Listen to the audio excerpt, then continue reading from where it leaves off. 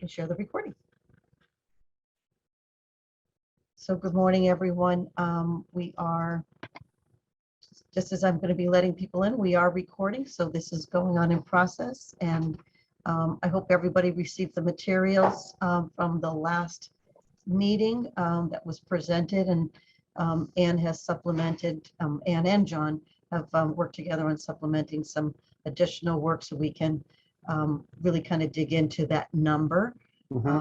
Give a chance to do that. So I don't know if maybe if Anne, if you want to maybe provide some overview, and or maybe if anybody had a chance to take a look at those. I know Ted and I think it was Joffrey and John Mary and others were looking at the numbers and see what kind of impact that the initial plan presented. I thought the slides were beautiful, especially the budget discussion slides. So they were really helpful. I think it's really important to note because, well, first of all, I thought for this meeting that we presented a fair amount of material. Wanted to have you guys have the opportunity to think about this a little bit more.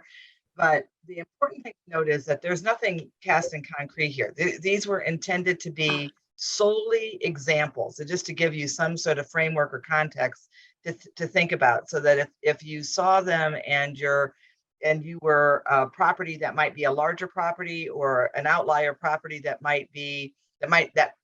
this calculation might not be palatable to you.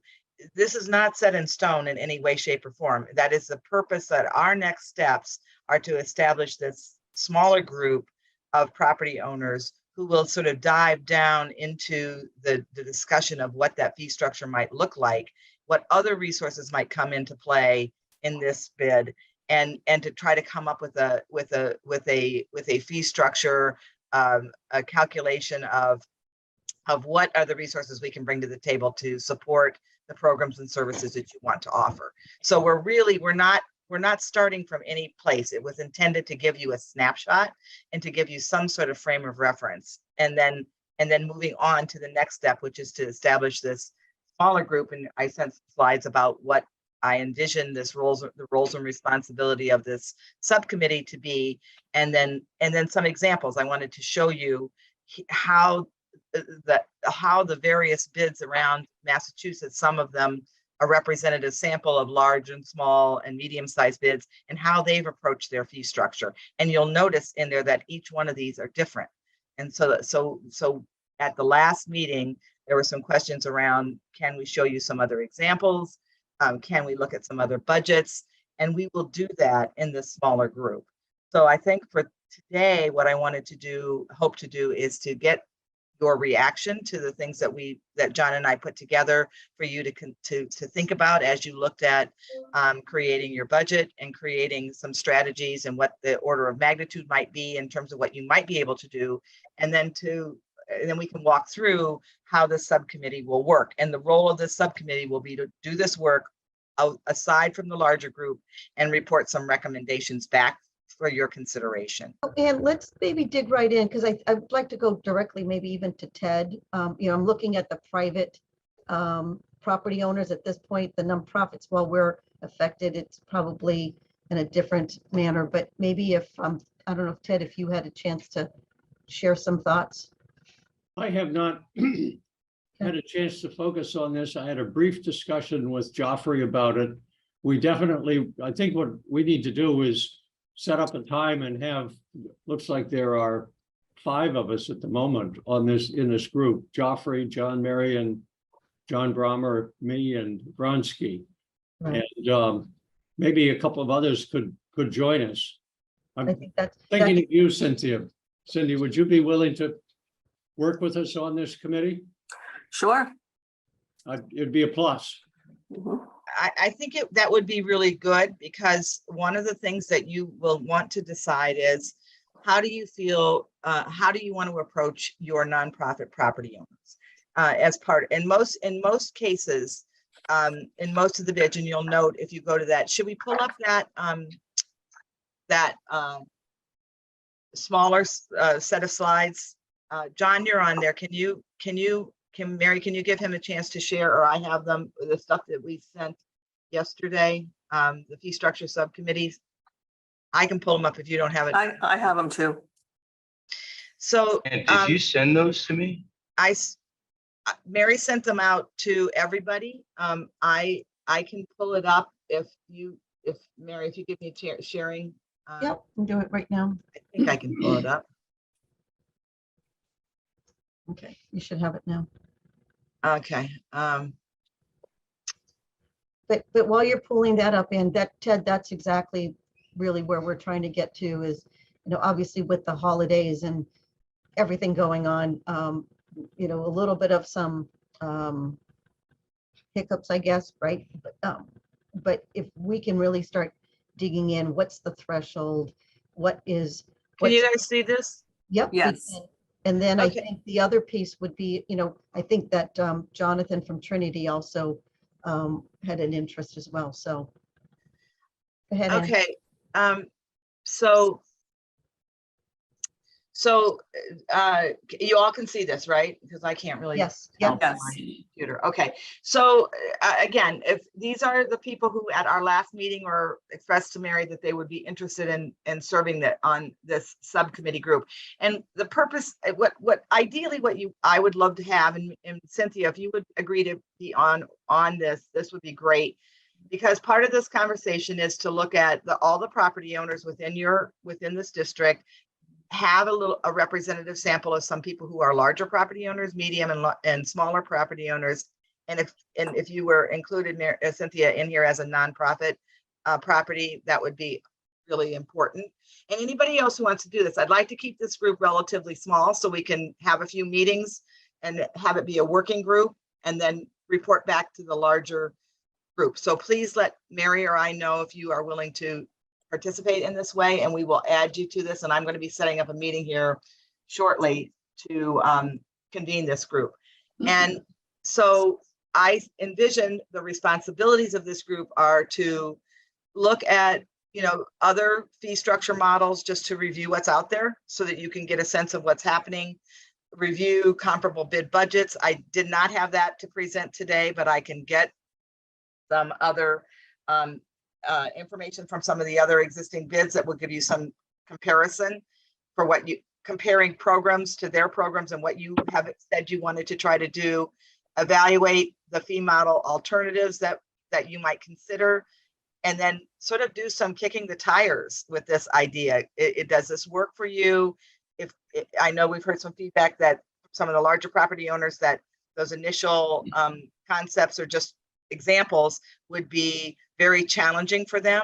So, and that's understandable. We've seen that happen in other places, and it certainly is something that this committee will take into consideration in trying to craft a fee structure. And you'll see when we go to the next examples how that's happened in other places.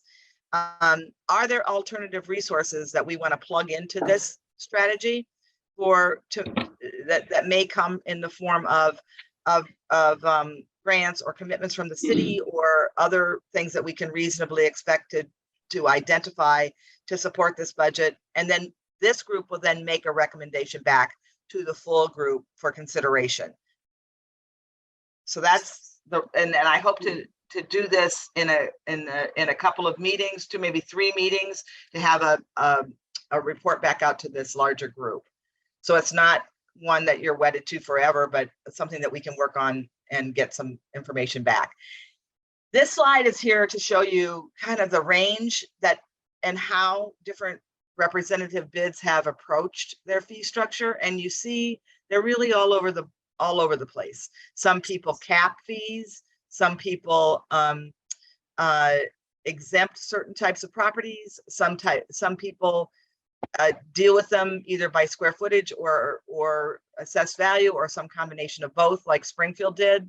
Others have a straight up formula like Worcester did and include everybody, and they're just all in there. And some step back, as you'll see in this next slide. This is a pretty complicated side of Central Square, but you see for some of these larger properties, as if you had a property that was over a certain value, and as that increased, that that step back to sort of make that number more reasonable for those larger property owners, because you had some biotech buildings and some other sort of larger, very much outlier properties versus a single story commercial property in Central Square. So that's the reason why this work is done, to, on a very local level, working with your own property owners to sort of massage this and make sure you have something that works for you. So it's coming at it in a two-way street. One is, here's what we think we want to achieve in terms of a budget that will allow us to do the work we've set out. And then these are the other resources we can bring to the table. And then finally, this is how we come together with a fee structure that works for all property owners participating. So I'm just going to go back one slide here and show you a couple of things. In many cases, public and nonprofit are negotiated agreements. And in some cases, these could be a small church that maybe is part of this bid, but they may, and those negotiations, those agreements tend to be different for each one of these types of nonprofit properties. In Worcester, for example, they had several large nonprofits, the theater, the Y, and others, and they felt in their case that they wanted to participate along the same line as everybody else in their fee calculation. So they're sort of an unusual example because they're pretty much the only one who do it that way. But in their case, they wanted to do it that way. In almost every case, and I would recommend this here, is that small residential units be exempt from your calculation. And you'll see that in most cases, that's how they've approached this. If you decide you want to cap, as Hyannis did, all bids that have like a calculation based on some kind of a cap also write in some escalator, because one of the things that Hyannis has found out, they've been around and discovered that cap, you can't just cap without allowing some opportunity for that to grow over some time, because your expenses are not going to stay capped. So if you choose to cap, you might want to build in some kind of escalator language that ties your fee to something like your some percentage a year that would like gradually allow it to grow over time. So those are the kinds of things you'll be thinking about, this committee will work at, and you can look at these examples as just as examples. That's purely what they are, and you'll be able to take it from there. And what would you think about having the first meeting next Thursday at 8 o'clock, since people have? I was going to suggest that, Ted, since we kind of have it right on the calendar. If your group, if that works for your group, and we can do that. I like to make it possible for this to work for everybody. And so, yeah, I mean, we could do it next week at 8 o'clock. I think it's going to take more than one conversation, frankly, because part of the work that this group will be doing is not only understanding what's already out there, but let's playing around with some different ideas and running some numbers in different ways. And John and I can help do that with you. And again, this is all you can see. They're all different. So you can do this to reflect, what you think is going to work in your community. Well, we'd probably spend a half an hour trying to figure out a time. So maybe we should just set it for next Thursday and see how many people can show up. Okay. John Marion's here, right? John, does that work Yes. for you? Next Thursday, yes. 8 o'clock's fine. Yeah, and Joffrey's not here. Bronski's Yep. not here, right? Joffrey said he'll be on in about 5 minutes, but I do not see Bronski, but I'm going to send a meeting invite so everybody lands on everybody's calendar. So I envision this would be about 3 meetings, hopefully. And if we can organize ourselves to really, you guys can look at these ahead of time. You can think about some of the issues that we will want to discuss. And I will work on trying to, and I know that John and Rob are working on trying to get some budget numbers that for different pieces of this that we'll want to have. The worst thing to do is to create a budget that's not realistic. Exactly. So it's good for us to say, here's what you want to do. Create a budget about that is realistic around what do you want to do, and then how do we achieve that? And if we have to scale back or make some choices that will be recommended to this group, that's sort of the direction we'll go. So we don't have all of that information yet. I know that John and Rob, if you'd like to chime in, are trying to secure some of those updated estimates so that we're based in reality. Cindy, did the next Thursday work for you? Yes. Okay. And I think the big part of the conversation is our specific breakdown, right, of the kinds of, businesses and nonprofits. What's our mix? So that's going to be a big driver. And so I think that the work that's already been done, the groundwork, is going to really be helpful. If you go back, and we can go back and look at the other presentation that we made last week, we really can drill down on what that mix looks like, and in terms of the different types of uses. And it's also interesting to think about, what are those properties that are mixed use properties as well. How do those come in? You can look at some of the examples of how other communities have dealt with that. For example, in Hudson, if you're a mixed use property, there's a differential. So the commercial component of your property is a calculation based on 0.0035 times the assessed value for the commercial section and 0.002 for residential, if it's a mixed use type of apartments above. Chris Cooney has a question when you get ready. Yep. Hi, Chris. Hi, Ann, how are you? Good. Thanks. This information is getting better and better as we drill down and get examples. These examples are very helpful. What I noticed, though, is we've got villages of some towns listed and then some whole towns. Is there a distinction there in terms of, is there a section of Springfield that is the bid? Or It's really the downtown. Okay. So yes, there's a geography in each one of these. In Hyannis, it's the Main Street area. In Hudson, it's their downtown. In Worcester, it's around the City Hall and the theater, that section. Yeah, each one of these, if just to remind you that each district is a specific geography that you decide. This is your bid. Yeah. And Right. so yes, they're not villages they're Hyannis, but it's their main street. Right. So Hyannis is a village of Barnstable, and Central Square is a village, right? Central Square is Central Square. It's their discrete district. If you look at, you can go on to in Worcester, Worcester's a big city. Worcester is the Worcester bid, which is essentially centered around the Hanover Theater and there's City Hall and that section of their downtown. Okay. I was just to help Chris understand, these are not political boundaries. No, We're calling it the Springfield bid because there's only one bid in. right. Each one of these Right. communities have just one bid right now. So, Cambridge is actually looking at several others, and so they'll have their own names.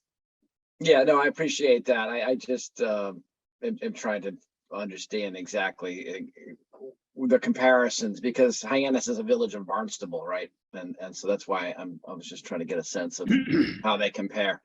Yeah, I like the Hyannis model, by the way. I like the Hyannis model. And I understand it's going to be limiting, but it also, I think, is going to be a lot more palatable. Chris, I don't know if you were on the call earlier when I said this. The one very important thing in the Hyannis model, and the one thing they learned the hard way is that if you are establishing a cap, I did hear that. you need to also, as part of your fee structure, add escalator language so that number grows over time, because 28 years or 25 years ago, when they established that cap, Right. their expenses have not stayed the same for 25 years. It's like the Visitor Services Board in Plymouth and Sandwich and Wareham and down in Hyannis. When they started after the tax started getting collected. So they took a base year and then they went above the base year so that everybody was, able to grow as the economy increased, as the average room rate increased. And that's, I'd love to see an equal amount of time be put on that topic at some point, which is the city creating a visitor services board like Plymouth has, like Sturbridge has, like many communities have now in the state of Massachusetts, because all of our rooms tax, which is, $600,000-$800,000 is going into the general kitty. And really, when the legislature passed that in 1986, the idea was that at least a portion of that should go back towards the folks that are being taxed, which are people staying in hotel rooms in the city of Brockton. Anyway, I Well, I digress, think but- in all, every bid that's got a hotel, they all participate, and they kind of look at it as a room rate charge that goes I into their see. room rates. And that's how they approach it. I will say that Hyannis is the second oldest bid in out there. And you'll see as you look at some of these formulas as the time has gone on, in all cases for the newer, for the bids as time has gone on, you do have the nonprofit property owners participating. And they do that because they have, and in your case in particular, when we did the focus groups, you'll see how many employees you have, how many customers that are coming to your buildings. Your properties as nonprofits are going to derive benefits and services and demand services of this bid. And most of the nonprofits, even if they're participating in some sort of negotiated way, either they want to be there. They feel that they are a property owner member or participant and should be at the table, either with in-kind services or with some kind of cash contribution or sometimes a combination of both if they can. And they want to be there because they are a property owner with the demand for services and programs that as anybody else would be. So Right. you don't see new bids formed only dealing with commercial property owners anymore. You just don't see it that way. What I see in the variations here are a practicality to getting the votes necessary to pass the bid. And Well, so when I yeah, see condo associations saying I'm not going to vote for it, then I see it peeled off, and so that they can vote for it because everybody around them is going to pay it. In the case of the chamber, by the way, chamber is very unique. We're a not-for-profit, but we're 501c3. So we actually are required to pay tax for real estate, and we do pay real estate tax, about 20 grand a year. So, but we are a nonprofit legally in both the federal and the state eyes. So that would have to be addressed somewhere in here, I imagine. so that your point is well taken about the condos. All bids exempt residential condos. And the reason why they do that is a very simple, very practical way, because once a bid is formed, every single one of these properties has a vote. So you don't want to have your bid, if you have let's say you have a 100-unit residential condo project that's stuck in the middle of your bid, you don't want to have 100 individual votes. Yeah, I skewing understand. the votes. I So understand. that's really, you might get them all to sign on and they might be supportive of this because they may want it, but you, from a practical point of view, managing the bid going forward, you don't want to have a voting block of 100 residential property owners doing that. So in all cases, residential condominiums are excluded from the equation. I And understand. it's allowed to do that in the enabling legislation, and every bid that's been formed has taken that opportunity from a very practical point of view. Thank you. How about other questions? Joffrey, I know you just joined us and you've had some conversations with Ted Carmen and you're already accepted next week's meeting, so you're ahead of the game, but I know you just came in, but your thoughts just in terms of what was sent? Yeah, no, I'm just looking at the different fee structures. So ultimately, have we figured out what's the total that is looking to be, I guess, how much is everyone looking to collect? Well, what's the annual collection we're looking for, I guess, is the point to start backwards from? We're not there yet, Joffrey. I think what we're trying to do, and again, Chris, you give me this look that like I'm trying to play cat and mouse with you, but I'm not. I can see that look on your face. I'm looking right at you. You're on mute. I think we all have the same question, that's all. Well, of course you do. And that's the reason why I said earlier that we're really trying to get you, you've identified the program areas you want to work in, and we're trying to get some realistic estimates of some numbers, and you have to make some choices. You know, I don't want to we will not want to collectively create a budget that's not supportable by what you can reasonably do. So it's a little bit of a two-way street here. You want to say, if you want to do ambassadors and you want to do X, Y, and Z, you have to have a realistic number of what that means. And if you find that number is not attainable, then you'll need to make some choices. You know, do we really want to do this, or is there another way we can approach it? So what Rob and John and I are trying to do is to get some ballpark numbers together that are based in some reality that you can consider and make choices around. So that's this side of the equation. The other side of the equation is, as you look at what other resources that can come to the table, that's important.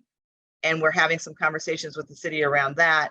But also, what does this fee structure need to look like? And I pulled up Central Square here because, again, for Joffrey's sake, you see that they're fairly, it's not super complicated, but it's fairly complicated. But they scale back as properties get bigger, because they had people at the very one end of the range and people that are way outliers at the other end of the range, and needed to have that brought into the calculation. You will go through the same thought process about what makes sense for you. So if you need to cap your participation at a certain rate on the larger properties or the aggregate of properties that you might have, or if you want to scale that calculation back, it's a discussion that needs to happen. And I'm hoping that in this smaller subgroup, we can have that discussion and sort of hash out some, look at some budgets, look at resources, look at what that calculation might be, and see what's palatable.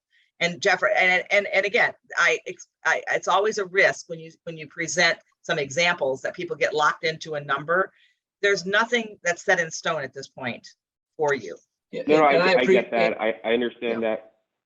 I was just going to say that, you know, working backwards, I think is almost easier than, you know, to come up with a fee structure and you don't know what the total is difficult to do. You know what I mean? So for Yep. example, if you know we needed $500,000, okay, we have 436 parcels we're working with. It's easy to work backwards from that. Then we can break the parcels down to commercial, residential, you know, different rates. It's a way of, means and methods of coming up with a way to meet the number and try to make everyone happy, which will also be impossible, but we'll try.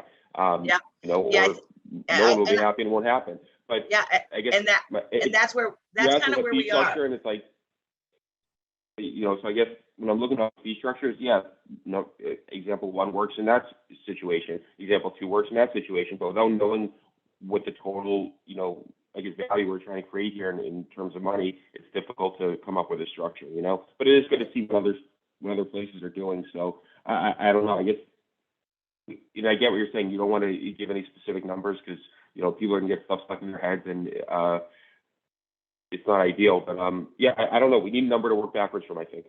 Yeah, Yeah, I I agree with you, Joffrey. Yeah, I do too. And I understand where you're coming from. You know, I do what you do for a living, and I've done it for 30 years. You try it, you know, people will underwrite what they write. So if they write a plan, then they're more apt to fund it. I get it. But in this case, we're bargaining from a deficit because we don't know. For example, we had a whole interchange last week about additional police needed in the area of one of the parks. And the chief spoke up and said, I'll send more officers. Well, is there a budget for downtown? How many bicycle officers are there? I mean, what can we back into this so we know who's committed to downtown? What about the DPW director? I don't know if he's on here. I've never met him. I haven't seen him anywhere. I mean, I'd like to meet him and understand what is he doing for parks and beautification downtown? Does he have a budget? You know, what does he dedicate to the area that we're talking about so that we can supplement it and make it better rather than create a whole new budget overlapping so that they just take those resources and put them somewhere else? Okay, that's a really important thing. And I'm going to take, can we not, I'm not going to share anymore because I want to see everybody. And is Rob still there? Yep, Rob's Rob is still always on. here. Yes, Can Rob you- is still can- here. I can't see everybody. Okay, Yep, here we I'm go. Stop sharing. You're still sharing. I'm still sharing. How do I not? I stop I sharing? Okay. just stopped you. So Chris, that's a key element of this discussion, because one of the things that we are working on now, and Rob's been working on it within the city, and Rob, you might want to talk about this, as part of the MOU with the city that we are working on, or part of it is to describe what are the baseline services that the city is providing from all the key departments: police, fire, DPW, parks, those kind of key departments. So what are the baseline services? So as everybody knows, there's your level set. And one of the things that everybody is concerned about in every bid I've ever created is, if we create this bid, are you going to pull back on services and expect the bid to pick up on those services? And that is not what this is intended to do. A bid is intended to be supplemental. And these are additional programs and services that you want and you think add value to your district. So one of the things that we are working on is establishing those baseline services, so you want to understand those. The second piece of this is how the city participates in this bid as a property owner and part of this bid. And Rob is discussing internally a whole series of things that align with what you said you want to do in terms programmatically, and what can the city add to that, both in terms of support. And Rob, I don't know if you want to address some of that. Yes, we have inventoried all the services that we do provide in downtown, from picking up the trash barrels to pruning trees, and that's all in our, I know that, but you ask, what is the city's budget for downtown? It's easy to tell you, it's zero. Okay, thank you. We knew that. We can tell. It's whatever city funds, they're spread out all over the city. So when you say, okay, the police department's going to send extra officers over to a park, that means they're taking them from someplace else. She didn't say extra. She said she's going to dispatch the bike officers over there or on patrol. But that means I they're haven't coming seen a from someplace bicycle. else. I Where are haven't they? seen them either. Have you seen a bicycle police officer in downtown this Brockton year. this summer? I haven't seen one. Not one. So we don't have enough We police were officers told in the city. weeks ago we were going to get a schedule of when they were coming around. Well, talk to the administration. Well, I will, but I think I think Joffrey's right on point. We're at a point where we need to have a sense of what is being spent downtown, and I agree with you. It's probably zero, because you got a new police chief. If she's given the orders or the instructions or the goal of coming up with, okay, where are these? What is the budget for downtown? We can kind of back into this. But here's the credibility is zero for the business community, and I'm going to tell you why. Because the city has maxed the tax rate on commercial properties for the last 4 years. They have nowhere else to go. So all of a sudden a bid appears. So let's be real, folks. Let's really. Well, okay, let's be real. I mean, I find it really hard to believe that the city does not spend any of its resources in the downtown, because They're not dedicated. It's reactionary, and it's not dedicated. It's reactionary. So you have regularly scheduled trash pickup in your downtown? But there aren't that many trash There's barrels. not a barrel. You There's not a have barrel fire in protection downtown. covering your downtown? No. There are services that it's not like no city services ever go into the downtown. I mean, Well, the parking fee, they just raised the parking fee twice in the last 24 months. It's $50 a month now for a permit. Everything's going up, but we're not seeing any additional services. So, I mean, my point is, to Joffrey's point and to the examples there, I'm not opposed to this, but if you're going to start with this kind of approach, you've got to start with Hyannis, because no one believes that if you put $1 million into that fund, that it's going to actually not supplement somewhere else. And the tax rate is already at the highest it can go. So you unless you're willing to come up with a budget, a spreadsheet of which department is paying for what in downtown, then I think it's ridiculous to write. I have a blank list of check. services that the city provides. It's being reviewed by the mayor and the rest of his staff. As soon as he okays that, I will make that available to you. Great. Everyone should see. Well, and just to park that for just a minute, because as I mentioned several meetings ago, that Joe Casey and John are scheduled to meet with the mayor about the bid, and these are going to be the things that they're going to want to talk about. They're representing everybody because this all can't be everybody go together. So, And I'm Again- sorry, I need to leave for Boston, so I've got to go. okay, bye, Rob. All right. But again, you know, Mary, go ahead, oh, Joffrey. sorry, go ahead. No, I was gonna say, yeah, if Rob gets us, that list of, at least what resources, like you said, Mary, obviously resources are being dedicated, but like you said, what about the fire station? Okay, yeah, there's a fire, they respond, it's reactionary. Nothing is being specifically dedicated. Well, if you get a list from Rob about what services they think they're providing, I think that, again, whoever's in the subcommittee, and creating, some numbers, me, Ted, whoever, I can analytically put everything together. You know what I mean? I'll literally break everything down to the cent by each parcel. And I don't want to spend the time to do it, but I will, because I feel like, it needs to be done appropriately. And we can break stuff down. So Mary, with all this said, what's been effective in other communities, from a bid perspective for specific services rendered?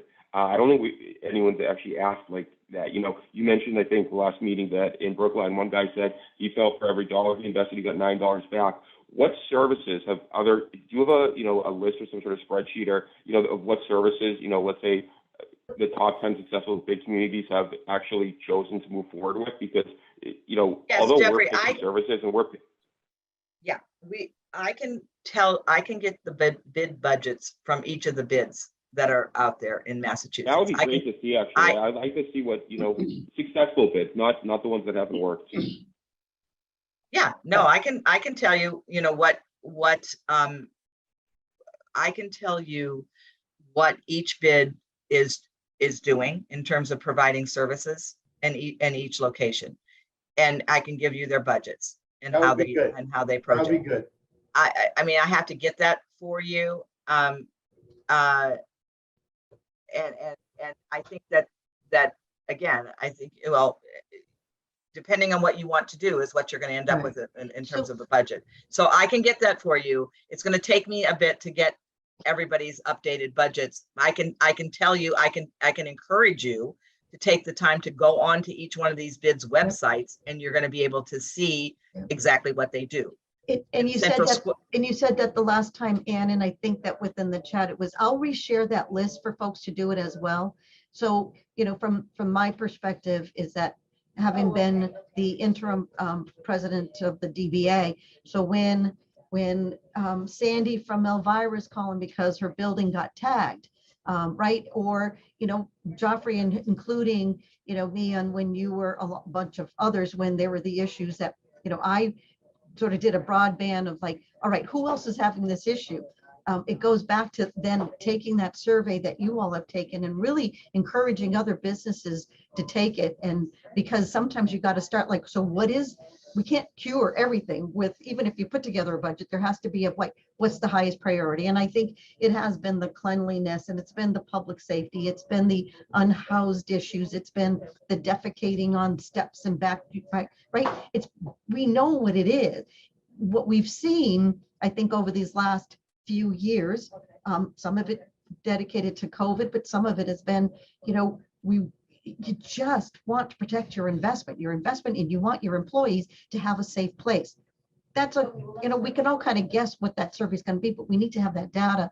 And then I think to the point that everybody's been making, Chris and John and Joffrey and Ted and others, is that what's the end product and what are we talking about? So with that small group next week that has been scheduled, and I do think even Chris, maybe even to have you be part of it because of your unique situation in terms of being a nonprofit yet paying taxes. I think there aren't many of you around like that, but still how that gets addressed and having a voice, because here's the end result is that it shouldn't have to be me, and then I'm able to send a quick email and I have the context of the police department and doing that. But I also, as I mentioned, I also have a full-time job. And so we really need to have a system. We really do need to have this bid in place to really make our downtown, and then hopefully there will ever be other bids in Campello and Montello, because we just simply can't rely on a understaffed police department and stressed. And while the DPW commissioner is not on here, he is always working on those broken pipes that are around, right? That we just can't rely on the city to be doing that. We do have to identify what they can do. So it's again, it's a balance. So, you know, the comments aren't lost. That's all I would just say. Can I just chime in for 1 second here? So am I hearing a general dialogue that, because we all know really what the city does, which is nothing, right? So am I hearing general dialogue that unless the city's gonna do more or something, then this really, we don't want to do it? Or I'm understanding that this is supplemental, and I think supplemental is key. I like Joffrey's idea of backing into it, understanding, identifying, but we're gonna need something. There's no doubt about it, because my guess is when we go into the city, it's gonna be the same old rhetoric. It's like, well, if we do for you, no, identifying is fine. We'll get an identification, but we all know what that is. It's pretty well zero. Right, Chris? Yeah, I mean, John, I think for an example, bicycle police officers, we did have them a few summers ago. How much did they cost? Which runs were they on? And then if the bid wants to add 2 or 3 runs, it's going to cost them how much? And to Joffrey's point, put that down on a budget sheet and then figure out what that's going to cost. If we want to do Well, more 25 specifically, farmers Chris, markets. And Chris, that's, I'd like to be more that's, specific. Sorry. that And I budgeting. just want to say, Good, the money we're Joffrey. spending on stuff like that, I'm sorry to interrupt you, and I know you have a difficult job listening to us just scream and yell at you, and that's not our intentions. No, I promise you that. I'm just saying in general, but you know, as Chris said, Chris, I'd like to get more detail, because even when they say they do stuff, let's talk about police runs, and again, I'm, you know, I guess when they say they do stuff, is it actually done? So for example, if we're paying for police runs, I want to know how many people are going out on what route, what time, how many times a day, and I'm going to drive by one so we can make sure they're doing it randomly to check it. Because you know what, half the time they say they're going to do something, you're not going to do it. If we're paying for stuff out of pocket privately, I want to make sure it's enforceable. I mean, you know, it's not just about putting it on paper too. There's going to be accountability. And if we're paying out of pocket for it, you know, they're going to do it, or they're not. The city's not going to get paid for it. Respectfully. I think- So I mean, again, I'm just saying that I think, you know, the money we spend too is not just going to blindly go somewhere and hope it happens. Like you said, Chris, the city said they did bike routes. Yeah, I saw one officer on one bike one time 3 years ago. That was my interpretation of the city's bike routes. You know, the liaison we hired to help, you know, Mary. It's not her full-time job. What's her, you know, duties going to be? I do a lot of stuff to put together, but all right, I don't know where I'm going with this, but No, Andy, I I'm do sorry know. to yell at you. This is a complicated conversation. Just want to make one quick comment. Establishing those baseline services and and having everybody understand what those are, including the city kind of looking at what those are. What do you really allocate and do to the downtown is very important to this process, because clearly these are intended to be supplemental. I'm going to give you an example of, well, first of all, Springfield, Worcester, almost every one of these bids of any size have sort of a supplemental clean and safe program going on, whether they do it through a contracted vendor or they do it internally. They do that because there are specific things that they want to do. And I'm going to use something, a very specific example: graffiti removal.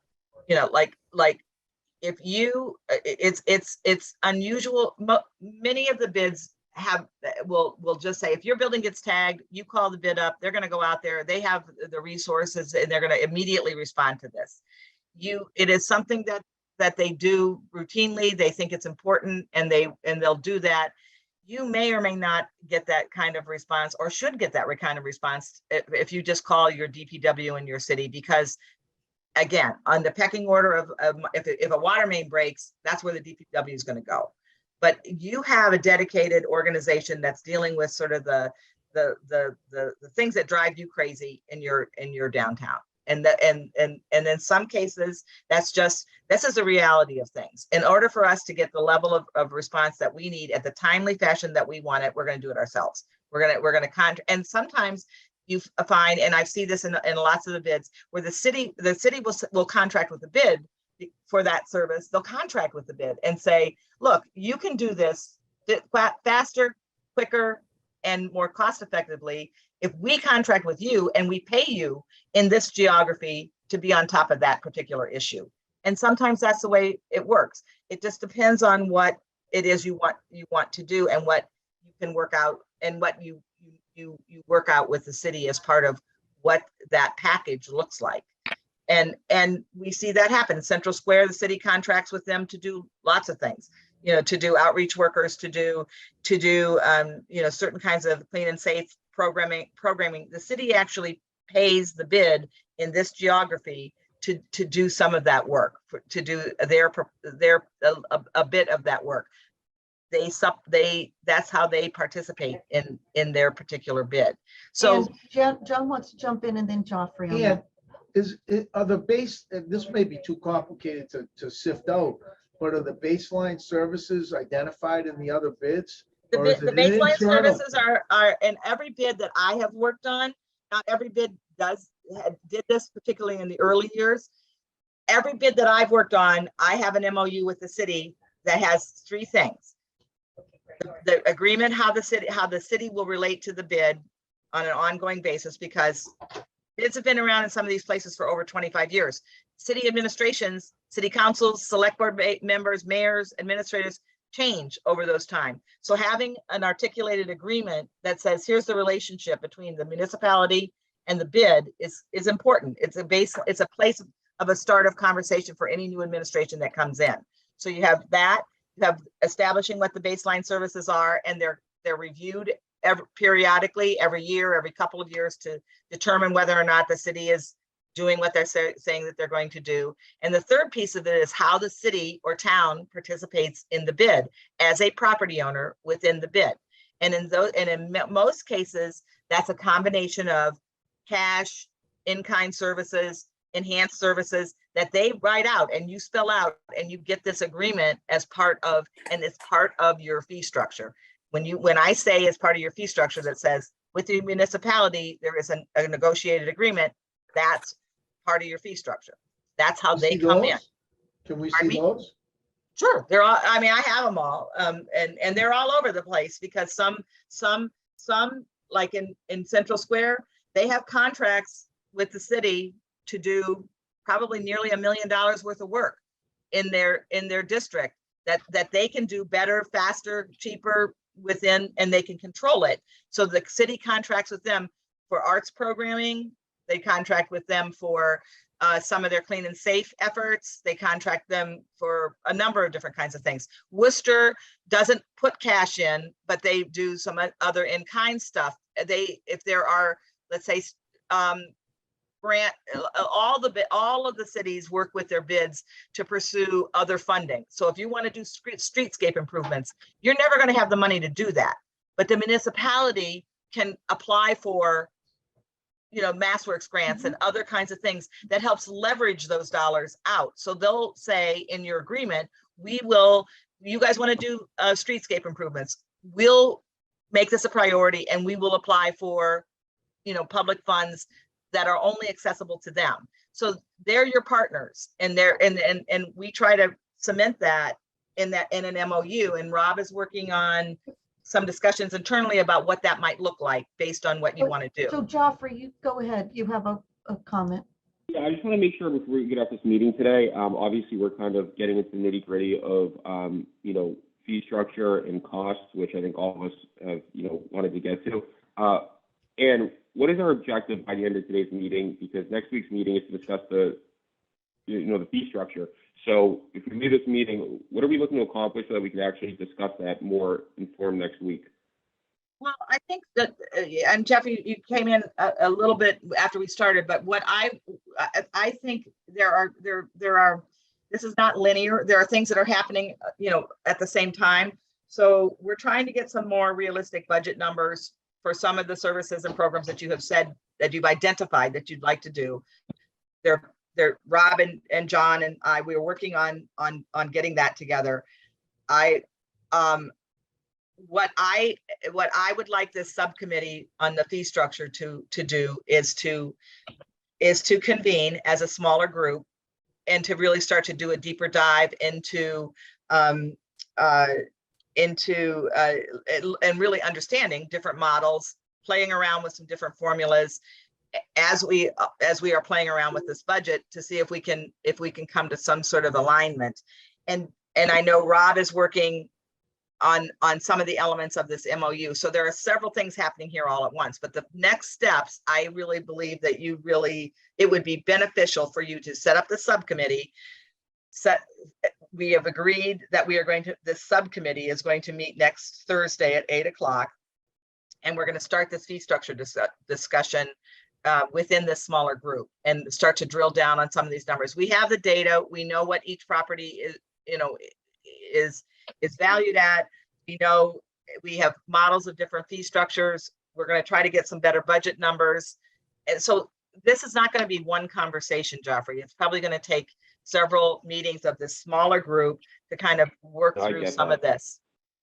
So I would be remiss, and I know that Rob May had stepped off, and I know that Patricia from the VRA stepped off as well. But I guess I would just want to say, having been a product of working in a mayor's office 20, 30 now years ago, but that there are things that are being done, right? The fact that this bid and getting mass development is because of Rob May and John putting together an application to get funding through mass development. I didn't do it. The DBA didn't do it. I mean, we were a co-sponsor, but my point is that it's not like the city's not doing anything, but I think the city needs to do a better job at. Back to the discussion is, what do they feel that they're contributing? And then really getting an understanding from both perspectives, right? Businesses are just doing your job. You just want safe streets. You just want your employees to get to their place and have a good parking place. I mean, that's it. That is it. It's not major, but yet in order to get there, the discussion has to happen. So frankness and all the discussion today is really important. I just want to also be cognizant about that. There are things, and we will have those conversations with John and Joe, have that conversation with the mayor. And I know the discussion that Rob and John and Ann are having, as well as with the MOU. So it's a long time in coming. Right, Chris, you've had the same battle as anybody else, and the DBA, the same thing. Each morning this week, I've woken up to texts from businesses downtown asking me about parking, and sending me photos of 2-hour free parking in Quincy and Dorchester and Boston and Worcester. And what's happened over the last 3 years is the free 2-hour parking has almost disappeared in downtown Brockton, and the fees have gone up by 30 to 40%, and just in the last 24 months during the pandemic. So, and you have like 5 new businesses and buildings opening up, including the state's unemployment office, along with Massasoit Community College. And it's just coming to a head here, folks. This needs to be addressed, this parking issue and these fees and the coordination. I mean, I'd love to see on these calls, the parking, the police department, the fire department, the DPW. Well, but it doesn't, I'm not sure if it belongs in this bid call, Chris, because it's. Well, it does, because that's the baseline. DBA, What are you doing? It belongs to the DBA. We've been having 40, 50 people. Those meetings, after those meetings, action happens, and I call No, I people. understand. And it's no criticism. My point is that there is a growing concern that as this pandemic reopens, as it resides and downtown reopens, that parking is going to be a major issue. Understood. If we don't So know what's being done, then people aren't going to want to pay more money. So let's get strength in numbers, right? So it's not you as just a chamber doing it. It has to be done in a collaborative way with the DBA, with the city councilors, with the mayor's office, with the police department, with parking authority. It can't be just one voice. It has to be all of us with moving that forward, because if it gets, it's going to happen. It sometimes happens. Okay, let's get this business, but then these other businesses are having the same issue. So point is taken. Chris, I was the sole advocate for the downtown on that parking authority for 40 years. I stepped down 3 years ago. There's no more advocacy. I can guarantee you, if you are successful in putting this bid together, and that this voice of all of your property owners in your downtown is going to be far more effective in advocating for what you need and what you want as a collective voice than any individual property owner is going to have. Yeah, I agree. Yeah. So comments, Jonathan, I know you came in a little bit late, but you get the sense of what the discussion is. Any comments? Yeah, apologies for that. I, for some reason, thought the meeting was at 8:30, so I didn't actually read where it said 8, so I apologize. Nope, that's okay. Thanks. And the recording will go out as soon as this is over. So those that weren't able to attend, but the takeaways are, the smaller group. Jonathan, are you okay with joining that smaller group to talk about the fee structure? I saw my name on there. I don't know that I can necessarily commit Okay. the time to that. I do We'll keep in, that's okay. We'll keep inviting you. The only reason I think I had taken your name was because of the discussion we had the last time. So take yourself off if it's something, or just send a note that if you can't make it. But the idea is to really kind of still cultivate those and keep crunching and coming up with as Ann said, it's going to take a few meetings. So we're going to continue small group, and then we'll be reconvening again in 2 weeks with the larger group to see where we are. So Ann, we'll have those MOU examples, and then also what we talked about, what the other bids have. Yeah, I will do my best to get them. I'll get them for you. I don't know if I'm going to get them for you before next Thursday. I have many of them in hand. I can show you examples of them. The basis of the MOUs all look very similar. Yeah, if you could But just then send the examples so I can details are review them, that'd be good. Yeah. Would it make some sense, because I know that you, Rob, and John have been working on a sample, to share that sample you've been working on, with the caveat knowing that it's in a draft form? I don't think that Rob is comfortable doing that until he has some further, he's made some recommendations to the city, and I think he's waiting for that feedback. I think that It's fair, but it's based upon. that's where it is right now. John, but is that fair to say? You're on mute.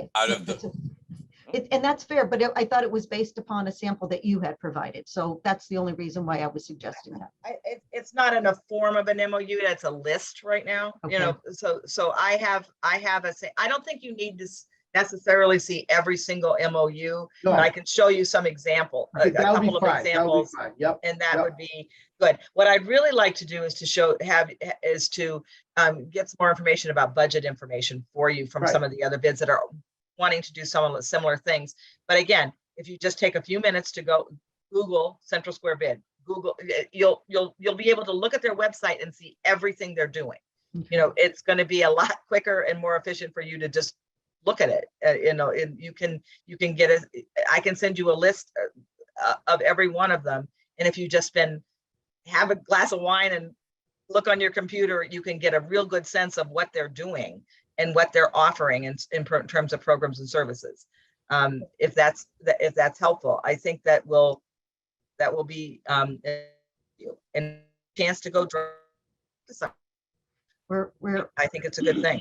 We were losing you just a little bit, Ann, but we got the gist of what you're saying. We're at 8:59, and I know I'm losing quite a few of you. I'll be sending this recording out. There's a meeting next Thursday already scheduled. I think I just got to get a couple of you to be on that list, and then we'll keep tweaking away. I think the conversation today was very valuable.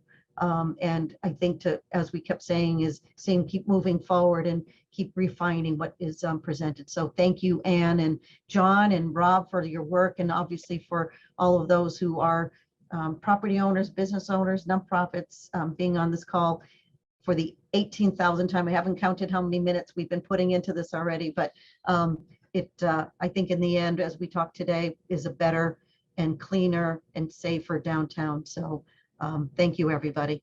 And Thank you. feel free to reach out to me directly if you need and want to, have a conversation. I'm happy to do that. I'm putting my email address in there. Thanks, Ann. Great. Yeah, Thank you, everybody. Thank you. Bye-bye.